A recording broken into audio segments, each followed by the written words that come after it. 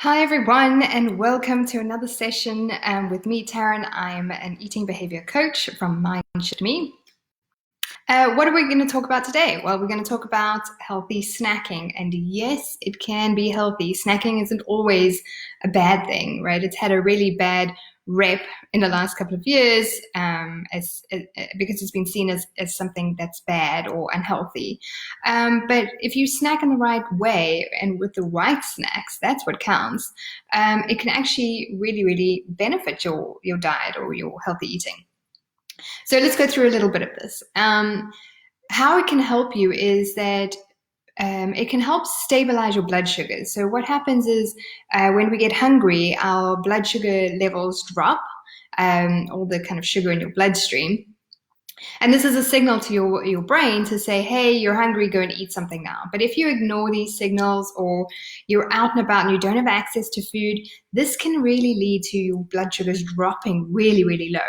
And what happens then is that your body freaks out and it goes into this panic mode because it feels like it's in a famine or starvation mode.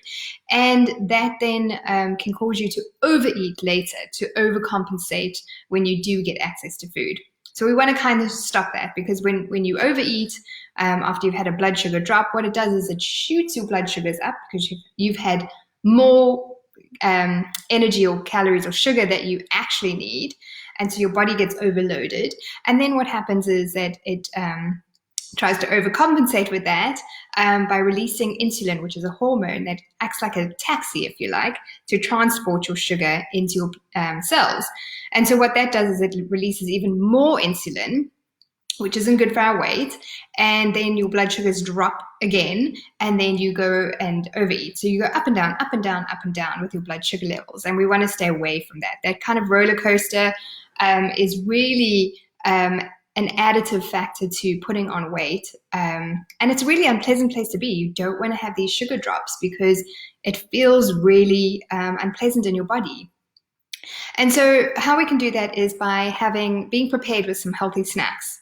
And there's lots of different ways that you can do that, but choosing snacks that are high in fiber or high in protein as well. So things like fruit, vegetables with a hummus dip, or cream cheese and crackers, or a plain yogurt or yogurt, or a handful of nuts. These are all different snacks that you can have that have fiber in them. So the fiber keeps you fuller for longer, right? Keeps you going, keeps your energy levels stable. And then also the protein is another factor that keeps you going for longer. So it takes longer for your body to break down that into energy. So you keep full for longer, and it's like a drip feed. It slowly releases energy, which is kind of what we want, right?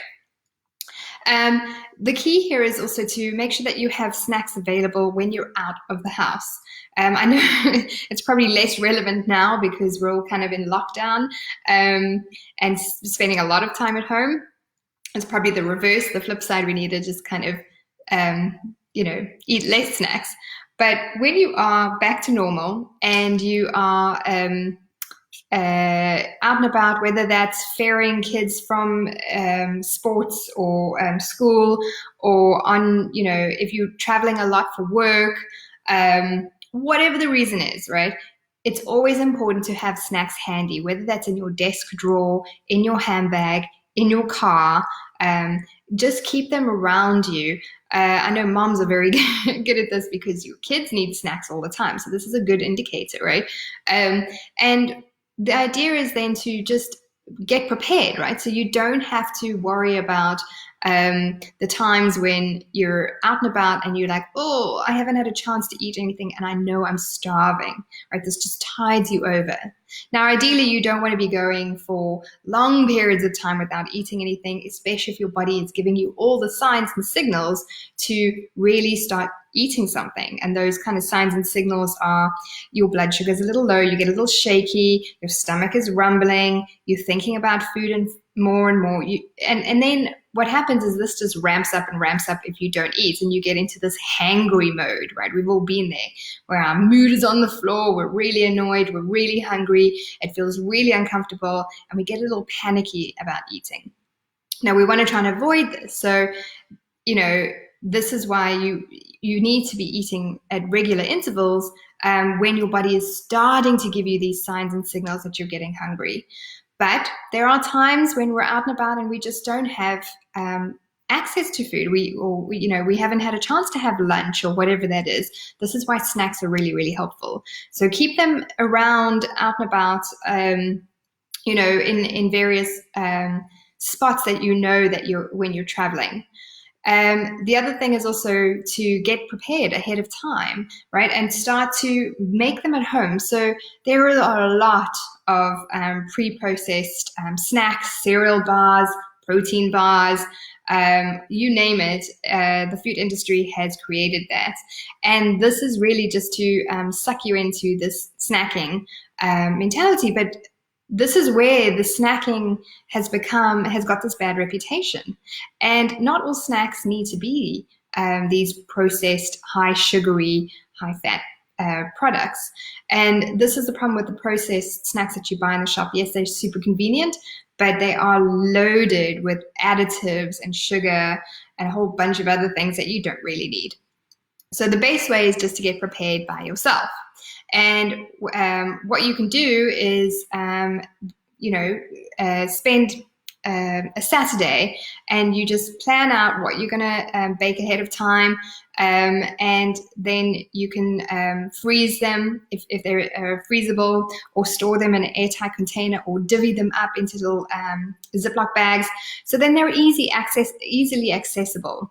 And that can even be things like chopping up fruit for crudités to have with hummus, or not fruit, vegetables, or chopping up fruit to have and then freezing it for easy access smoothies. So there's lots of different ways. And if you actually want some inspirational ideas of different healthy snacks to have, I'm going to add a link to a PDF download that just lists out a whole bunch of different snack ideas that you can try out at home.